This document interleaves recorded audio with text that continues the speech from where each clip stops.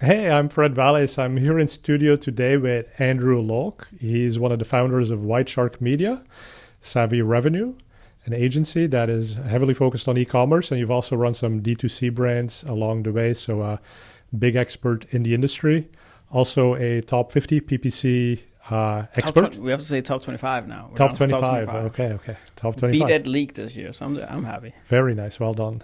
You deserve it. So, but yeah, thanks for coming to the studio here on the eve of Google Marketing Live. So we're in the studio here in Mountain View.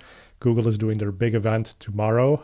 You're invited because you are influential. So they want to show you you've been pre-briefed. So there's a couple of things you probably know that we're not going to share here today, but we'll share more about that tomorrow.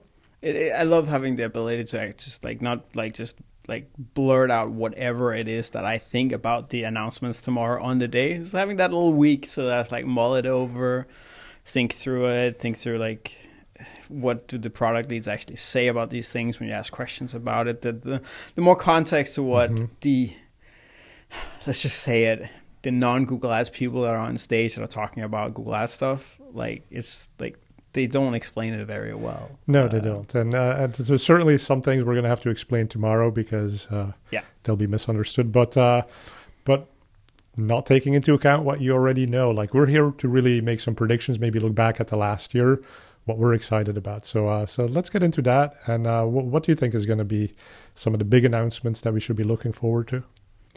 I think that if we take a step back, one of the big things that I'm taking from the news that came out throughout the last 30 days, like the AI Max, Performance Max, like reporting, and the way that Google have talked about these like these new features, and the way that like at least we've been briefed on them behind the scenes, is I feel like they've stopped their PMax crusade. Mm-hmm. It's like they've opened up again and gone like, well, our job is not to say that PMax is the only campaign type any advertiser in Google Ads ever is supposed to run. Let's give you all the features. Then you can pick. We believe PMax will give you the best results. So test it. So I feel like that's what many of us have been saying for a while. But now I just feel like, especially the last 30 days, it's gotten clear to me that crusade is over. Now they're doing it. Yeah.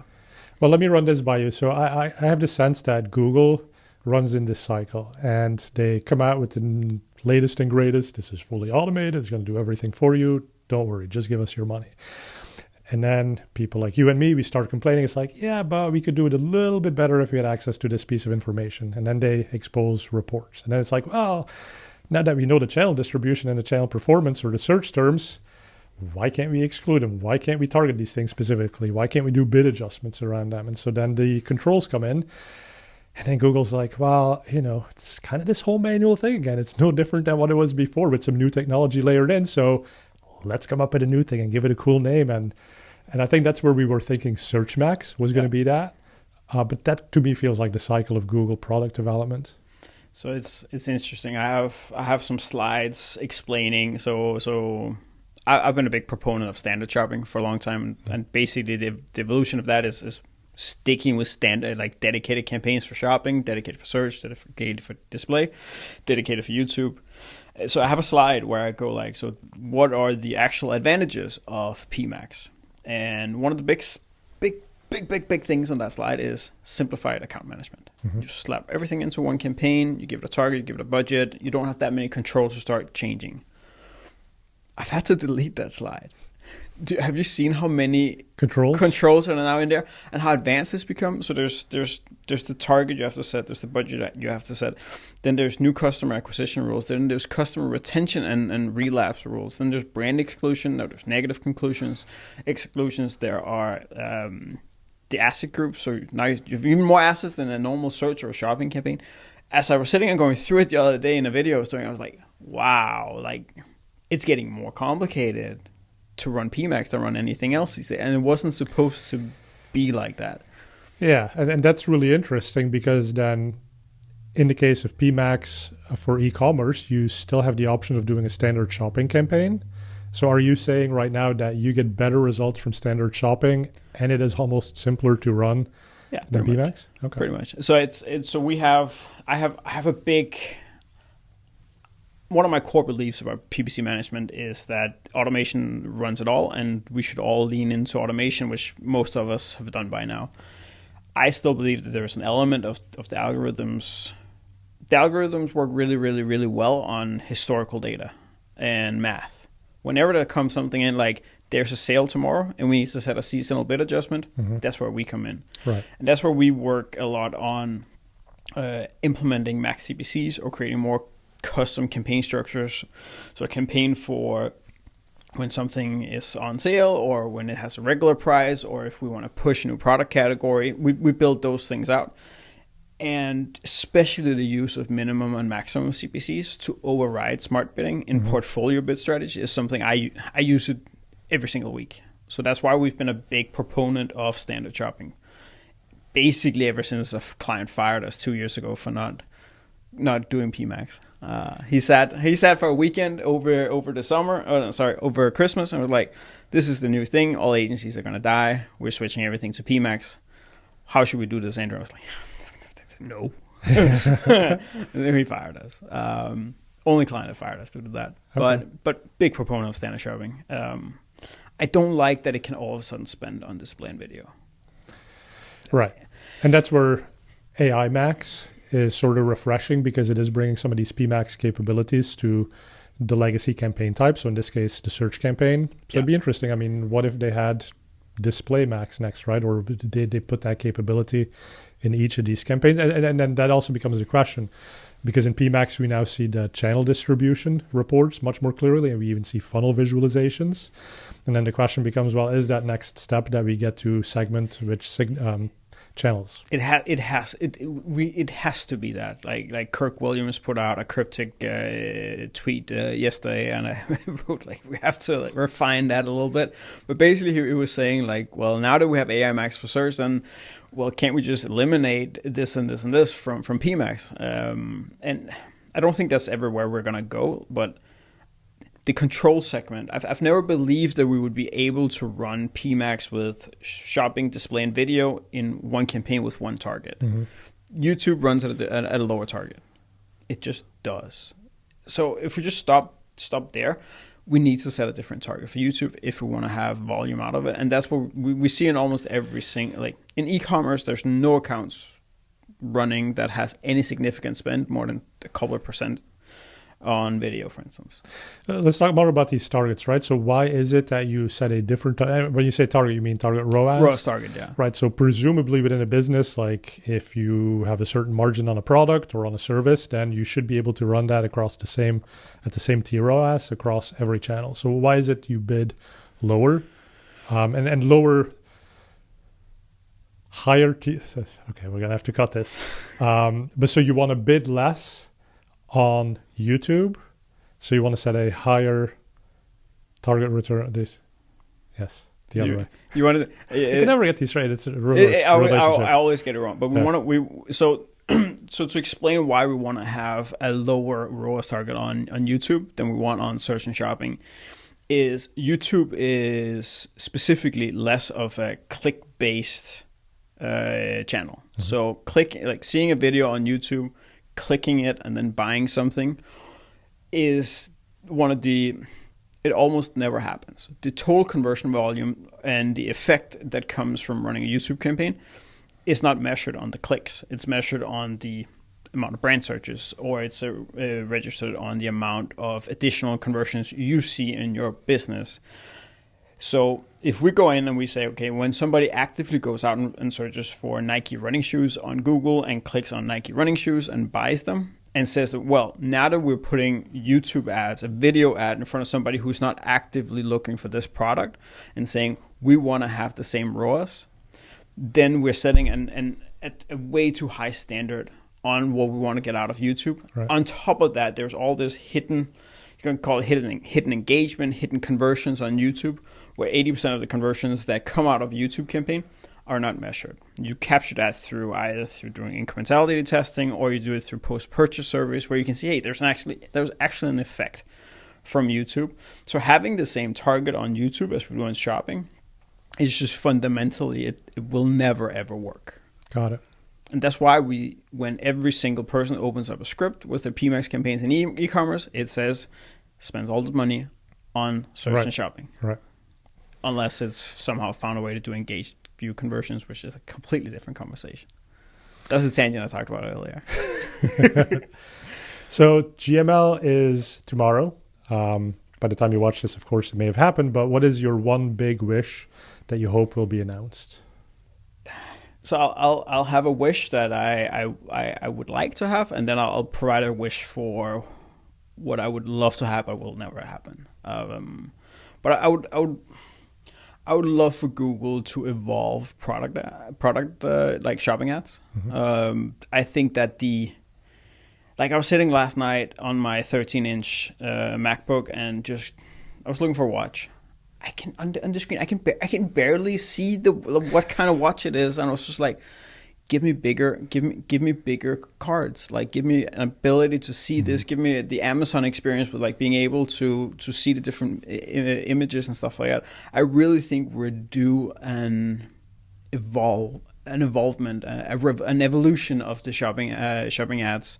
They have not changed since 2012, 2011 in the US, long time. 2014 in Denmark. I remember that date, but it's just I think they can do better there. It's a really good point. I mean, that page could be more interactive with a little carousel within the image, or even zooming in. In 3D card, 3D show the reviews. Like they kind of already does it, but it's like I just feel like it can do better. They're starting to throw you right into the shopping tab instead of showing on the all. I've seen that.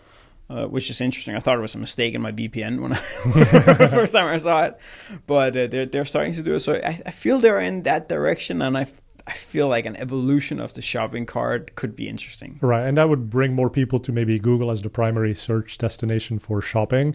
But let's talk about that. Like in your personal experience, where does GPT and generative fit into that? Say you're going to go buy a new watch. Like, do you start with ChatGPT? Do you start on Amazon? I mean, I'm guessing you buy nicer watches than what's on Amazon, right? But what does that look like? So today, I feel I'm such a bad person to look at because I haven't Googled for 5-10 years. Mm-hmm. It's so rare. Before ChatGPT out, I barely searched for anything. Now, I have like 10 chats a day. And I will just randomly go like, what's the price of a new upper rack for my dishwasher? Oh my God, it's $80. I'm not replacing it. Like stuff like it's just like but to answer your question, I start on ChatGPT by far. And then ChatGPT doesn't take you all the way. And then, so they're changing that, right? They're letting you do some shopping, but generally what I find is ChatGPT helps me find the thing I need. Google becomes my transaction engine to just find who sells that at a good price. Exactly. So like I still feel like it's not quite.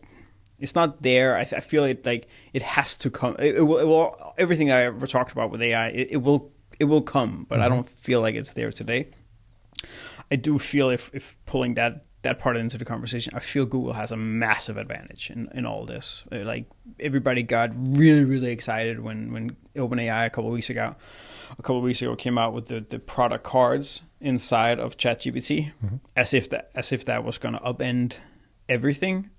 The only thing I point to is like on that announcement page in the bottom they had a contact form. So if we want to be interested in sending in feeds to ChatGPT to OpenAI, one day we can put it in. We can put our interest in there. And I was just like, I was comparing. Okay, they have a contact form today. Google has the relationship with all the advertisers. Right. We all send them structured feeds into all of it. They crawl all our e-commerce sites already and produce organic shopping results.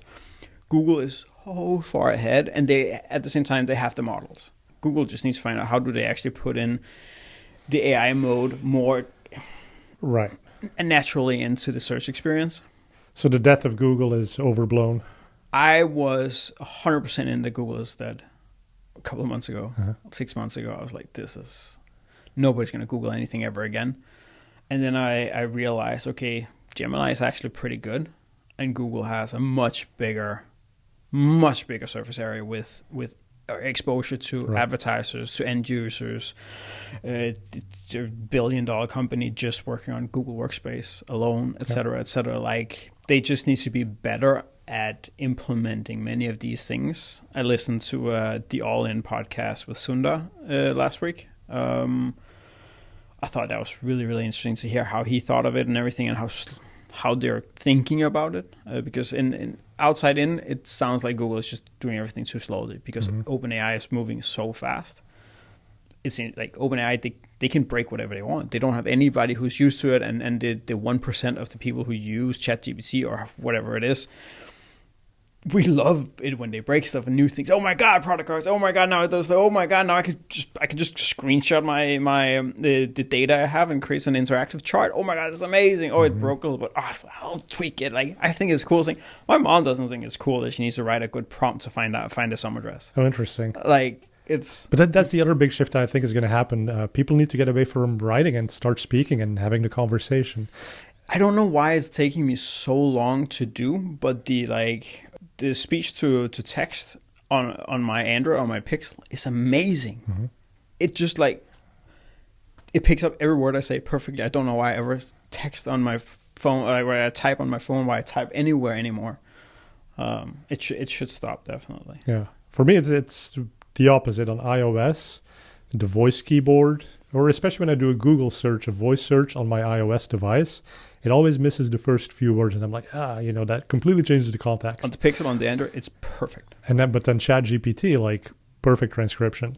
And so I've gotten much more into the mode of having these conversations. And I think that's the other maybe point that I think about Google is they're stuck on AI overviews, which is a one prompt shot.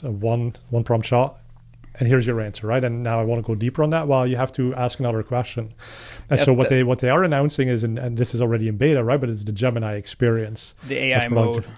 Exactly, the AI mode. And that's promising to me because now it's really going to change how users behave. It's going to let you go deeper. If we tie that to an advertising point, then one thing I'm really interested in is when I write something in ChatGPT, it'll be a 3-sentence prompt. So it's not running shoes. It is, I want running shoes. I have slight plantar fasciitis. I have an IT band issue. I sound really old when I say all this, but well, you also asked for bigger cars in shopping, which means your eyesight is probably going.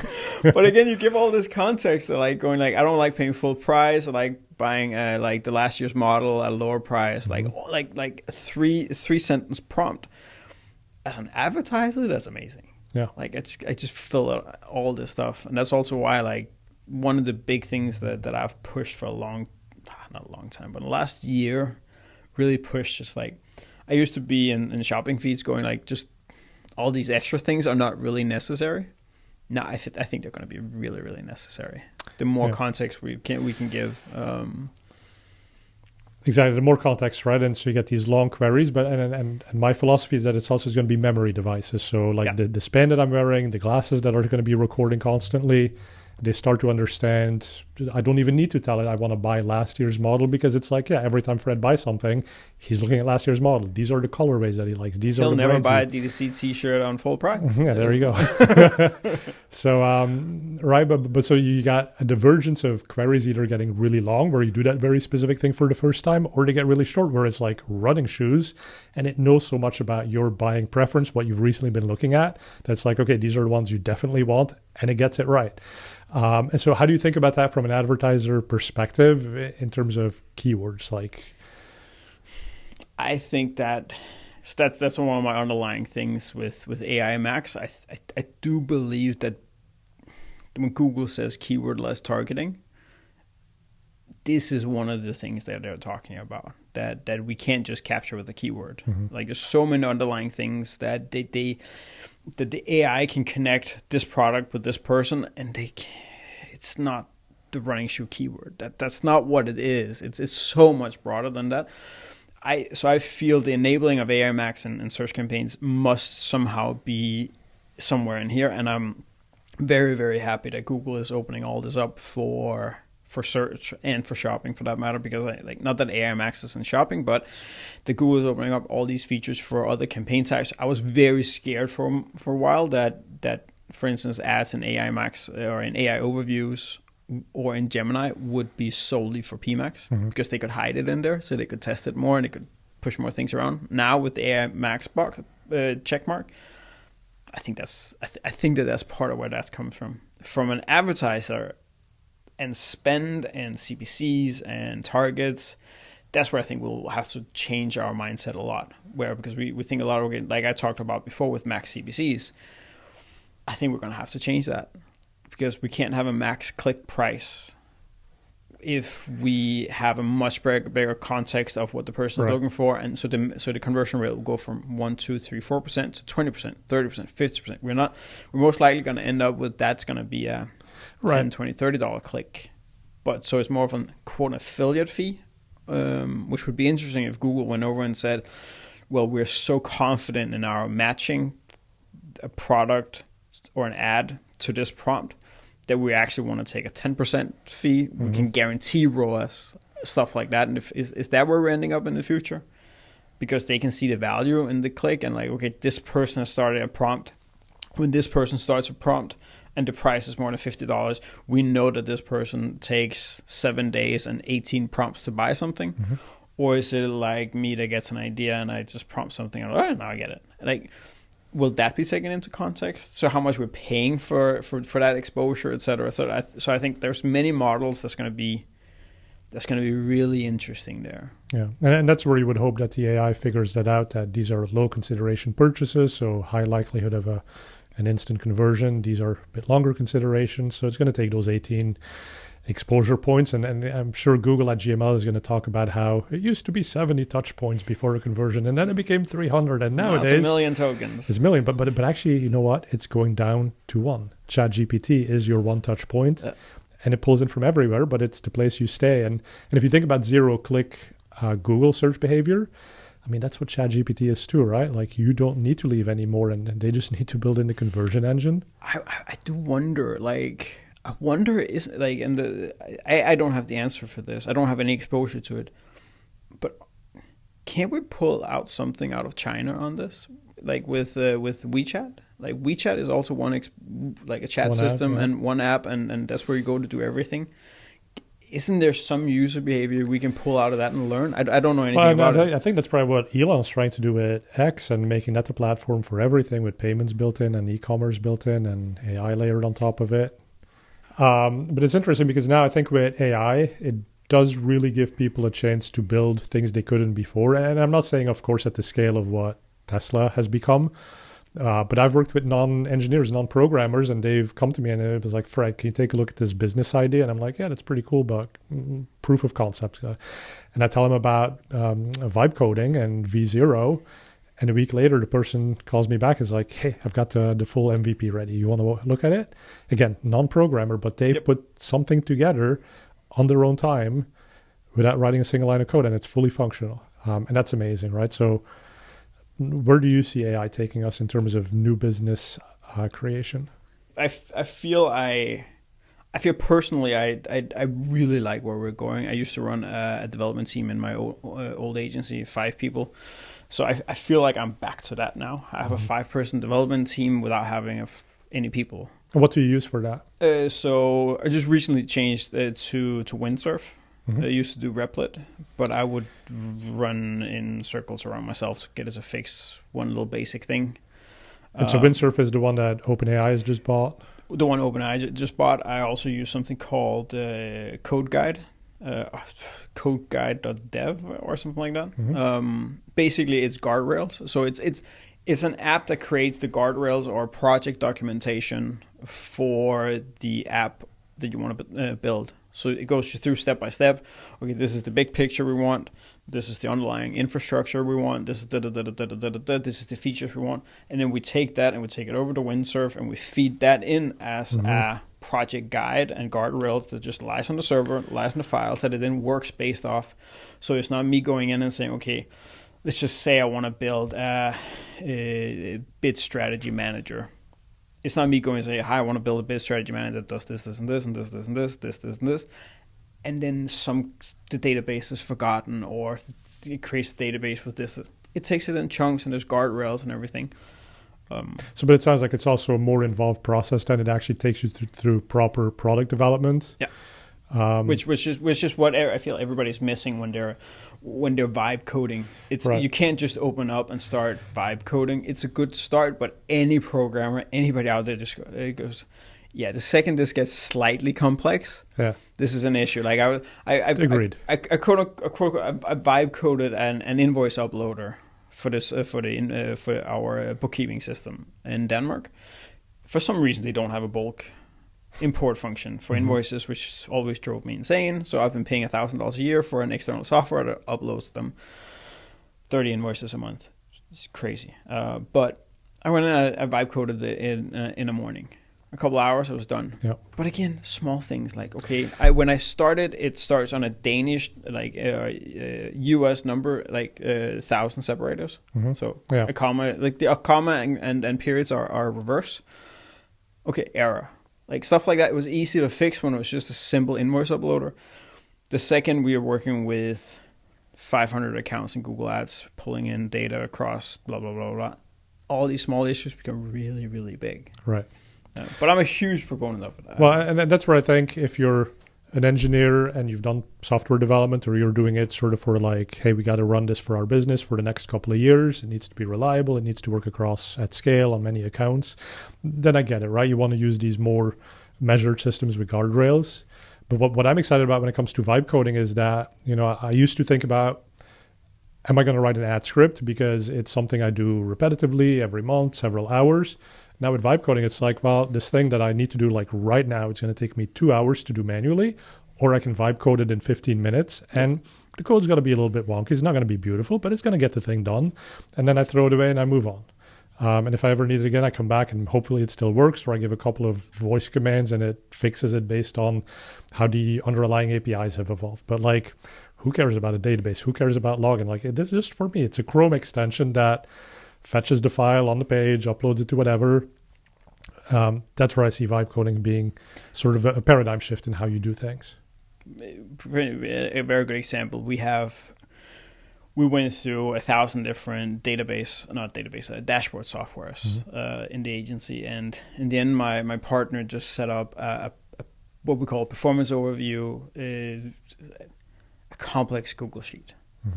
We used to feed it in with Supermetrics. That was heavy. We don't know how to write scripts. We can't do that. Okay, ChatGPT, all this comes out. Now we can write. Now we wrote a script for it. Runs much better, much smoother than we've ever done before. It is just at such a small scale. I'm very curious to see how far this is going to go. I don't believe in the fact that everybody's going to be a developer now. Like, there's still things I'm going to want to buy. I think right now a lot of us is, wow, I can develop this. In the future, we'll be like, wow, I only have to pay $20 a month to get this. Yeah. So I think there's a limit to when we want to code something. Right now, I can only see the upside. I can only see all the opportunities. I wrote in a Slack group with other agency founders the other day. I was like, I have so much anxiety and overwhelm on a daily basis because I think about all the things I want to do. And before, where I was like, I can't code, I can't hire a team, we don't have the funding, we don't have this and this for that, and I still want to run a software business. Now it's like, now I can actually do it. The only thing that's holding me back is me doing it. That's giving me a lot of like. So same here. I feel like this is the most excited I've been in a decade, but it's also the most stressed out because everything is possible. And these things, like you said, where I would have given up and not even started it, now I do. And so you end up in like 3-4 things being developed. And it's like, is that actually worth turning into a full software, or is that a throwaway project that just helped me out on this one? But then you think, right? I mean, like, you're in this agency group and everybody's facing the same problems. That's what gives me a little bit of calm. Yeah. We're all sitting there saying, for instance, I believe that as an agency, we're going to move over to, I don't think we'll ever hire anybody again. I don't think, so we're 12 people in Savvy. I don't think we'll add more people to that ever. I think that we will just become better and faster at what we do. I think that, I think we'll have agents to do individual things, whether or not we buy those agents or we develop those agents based on custom frameworks in Savvy, or a combination. But like something like saying, okay, we have a summer sale coming up for a client. right now, what a client will tell me, "Hi Andrew, I want to have a summer sale that's starting. It's 30% off," and we go, "Okay." Then I go in and I update the ads. I create rules for when they're supposed to go live. I create rules for when they're supposed to go off. I go in, I analyze the previous performance from our summer sale to see how much CPCs went up, how much conversion rate up, how did ROAS go. Then I implement seasonal bid adjustments to bid up accordingly to what my analysis said. And then I'll apply some negative seasonal adjustments after the sale is done. It takes me a day. I should just write our promotions agent, "Hi, my client is doing this. Give me a plan." And then it comes back with a plan. So this is what, based on this data. And then I'll write back, just like, "Yeah, I think this year we are a little bit higher in terms of this," or "the sale is on less items than it was last year, so I think we should be less aggressive," or da. That's where we're going to end up. And whether Google builds it, somebody else builds it, or agencies build those agents to do things on their own, I wholeheartedly believe that's where we're going to end up. How fast we're going to get there, who gets there first. Right. That's what gives me like heart palpitations just sitting and thinking about it. And what's that going to do to pricing? Is that going to change pricing? Is that the whole thing? Because I also felt like I said 5 years ago, nobody's going to pay 10% per month to manage smart shopping. Boy, was I wrong there. It's like nobody questions that. Yeah. So that's the same thing now. Nobody worries how things get done if they just get the results. Yeah, and maybe that's the good point about AI is perhaps still perceived as expensive to run these big models. And so it's like, well, for me to do this agentic thing for you now, like I can't lower my price because there's a high API cost to that. But when you look at OpenAI, their models get cheaper and cheaper all the time, right? And so when you look at the optimizer bill, like despite how much AI we do, it's like it's laughably small because we aggregate it. We don't buy like 1,000 licenses for each of our customers. We aggregate it through one set of API keys, and that's very reasonable. Yeah. And then you look at the robots that Tesla's building. And the premise is, well, are we going to sell these robots for $30,000, $40,000, or OpenAI? Are we going to have a $30,000 model of some sort? And if you compare that to, well, the human cost of having done that same work would have been probably more than $40,000 for a year. So it's very reasonable, even though the underlying technology is maybe not worth it, but it's value pricing. It's not pricing based on the cost of producing it. 100%. The robot price conversation is so interesting because when on the surface you go out and say, okay, this robot costs $10,000, this robot costs $50,000. Let's just say $50,000. That's like what is that? That's $500 a month on a lease. Mm-hmm. If it was a car, right? If it was a car, yeah, it's the equivalent of a car. Would you for $500 have a full-time robot in your house that could cook, clean, pick up after yourself, turn on the robot vacuum? I'll take two. right in a heartbeat. I've lived in Nicaragua and Mexico for 15 years. I've had a maid for 15 years. Like I'm paying $400 a month now. Yeah. Like I would take it in a heartbeat. Like it's just worth it. Yeah. But $50,000 sounds like a lot for a robot when you think. But when you expand it out and you say, okay, or like of course we're going to lease them, get newer models, they'll be upgraded and all those things. And that's a robot, but that's the physical world. We live in a software world. We don't need anybody to click on buttons physically to do what we do. Mm-hmm. And that's what made me concerned for a while, but there's still a lot of value in this is the optimizer way. This is the savvy revenue way. Mm-hmm. I buy into you. Somebody buys into me. Somebody buys into this. So I still, the whole idea that end advertisers can manage things on their own, that's, just let an AI run it. No, but that's never going to happen. I really don't think it's ever going to happen. Yeah. Yeah. You always need humans in the loop at some level, but it is interesting that you're saying you may not grow your agency in terms of people, but your productivity will go up and you'll be able to manage more accounts. It's just, you are the orchestrators and you have the AI bots and agents kind of doing the low-level work that's easy once you understand what is needed to be done. Yeah, I don't know if anybody in Savvy will watch this, but I have started a change management process there and like slowly gone like, because I know how I get super excited and I sit and look at this stuff like all this, like I've been nonstop in this the last 90 days. So I'm already there. I'm there to like let me chat to a bot and like that'll do all the things for me. So I'm there. So I know if I go out and I announce to the entire team, that's where we're heading, that's where we're going, and we'll start tomorrow. That's not gonna work. Okay. I used the fancy word and sat with ChatGPT and we're like, okay, how do we do a proper change management process for this and get them on board, get them to see it, because the first thing everybody's gonna see is like, I'm losing my job here, and I like the highly skilled people like they can talk to clients, they can make plans, they can make strategies, they can see what happens in business, they can make connections. I just don't want them to click on a button in the Google Ads interface anymore. I mean, I think we all need to evolve and like upskill and do different new things. And there's plenty of studies that show like a large majority of job titles that exist today in the world didn't, or that existed 60 years ago, they no longer exist, right? But if you look at podcaster, like that's a job role that exists now because technology has changed, has enabled this. And I think that's what we're going to see again with AI. It's just going to create new roles that we just can't imagine today. But yeah, we're going to be busy doing things, or we're going to be having the AI do things for us, and we'll have enough resources that we can basically go on vacation for most of the rest of our lives. I do wonder a lot, like, who's the primary beneficiary here? Like, is it employees? Is it small business owners?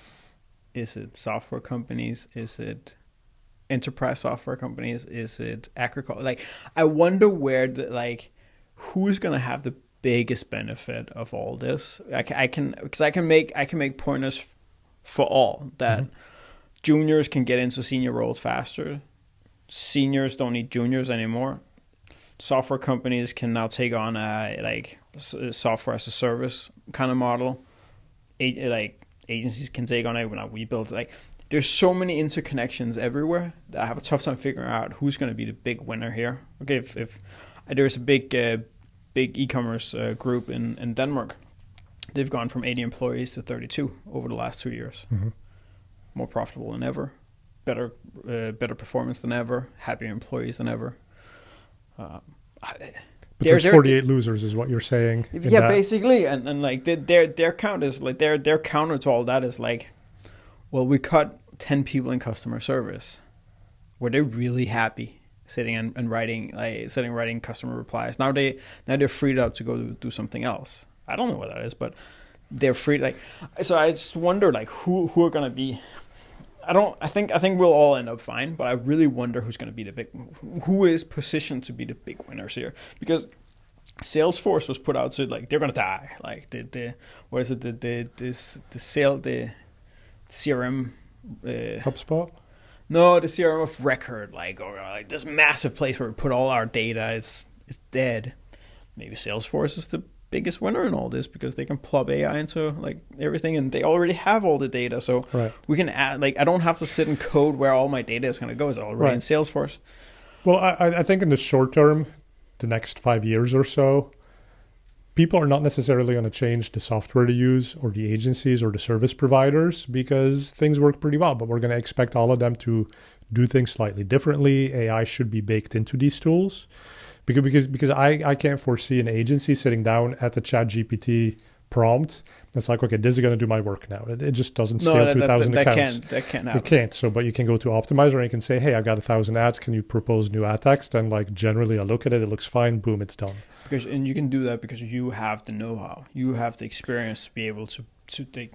You're in the intersection of both coding and the PPC side. So you can marry the two. Completely agree. Yeah, and that's what all these specialty vendors do, right? So whether it's a CRM or a PPC management tool or your spreadsheet software, like I think it's just going to get more AI baked in, and it's gonna be the touch point. Because also everybody has workflows, and it's really difficult to change workflows. So I think software companies are going to be fine. I think service providers are going to be fine. And again, from the outside looking in, you provide them a great service and you provide them the results they asked for, and they don't necessarily care that you're not doing this with half the staff or a quarter of the staff and that you're using all this technology on the back end. Right. And so there's some people who fear AI, they don't want to touch it, but it's almost akin to like going to your bookkeeper and asking them, so you're not using an abacus anymore, right? You're actually using spreadsheets to do this. Yeah. And like I remember we got sold by a digital bookkeeper like 3-4 years ago, and their entire mantra is like, I don't want to do any work. Like it's a Danish guy who's like, it's called the lazy bookkeeper. Like, we don't want to work. Like, don't send us receipts. No. With like this software with this software, and reimbursement is automatic through this. La la la. Same thing here. Thing here. And I couldn't care less. Like that they like. I just want my books to be right every month. Yeah, exactly. Yeah, we started talking about a few other things here, but you were teasing that one prediction that you thought Google would never do. What will that be? Or what won't that be? I would love to see them spin out display out of Google Ads completely. Okay, well, the DOJ will take care of that. Exactly, but it's like we've all seen. I don't know how many have seen, but the rise of ad loving. That's this big ad inventory on mobile apps. Google has the exact same inventory, has this exact same opportunity to place ads there in mobile apps, on their display network, etc., etc. I just feel like it's like search and shopping is an obvious. Then everybody agrees for years that YouTube is the most overlooked opportunity in advertising online. And display is this like small thing that like, come on Google, create some more like add like some more creative opportunities there. Let's show some video. Let's do some other ad types so we can populate with feed data or different. Like, just give us something else. Give us native ads to put into blog posts. Open up some kind of opportunity for us to advertise in the best of articles that are flooding the interweb, etc., etc. I just feel that a really interesting thing could be an evolution of the display network, because I feel like it's there. There's an opportunity there that I just automatically go, no, don't touch. Yeah, no, and then that kind of follows, I think, what you're saying too, with the shopping ads becoming a bit stale, and the display network has been around 20 plus years, and it's like, yeah, it's been turned off for 20 plus years, every year by every PPC guy ever. Right, but there's something there clearly. Yeah, we should do more with it. Yeah, and like ad loving came out, and you can discuss whether or not they're like how they do it and their use of influencers in the space and how much actually blew up and all that. So you can have a discussion about that. Fact is, people I know in large DTC direct response companies are running 10, 20, 30% of their ad spend that they used to run on Meta. They can now run through ad loving with results, proper incremental tests, etc., to prove that it actually works. Why can't Google do that? Yeah. Take the shackles off. Do something with it. It's like you have such a big opportunity, and it could force more spend into Google. It could lock advertisers more in. And I would the reason why I say I want to have it spun out is because I don't necessarily want to have my search manager do it. And I also feel like that's where YouTube is held back. Again, I've run Google search and shopping for many, many years. I don't want my team to run YouTube. I want my YouTube guys to run YouTube. There's such a big difference between having somebody who's experienced in feeds and search and building keywords and spreadsheets for shopping ads and all that, and then the creative exercise that is 80% of the game on YouTube. I feel like spin YouTube out of Google Ads Manager, spin display out of Google Ads Manager, 3 different interfaces, 3 different people. Like we were like, it's weird that it's a search guy or girl that runs YouTube and it's not your meta ads people.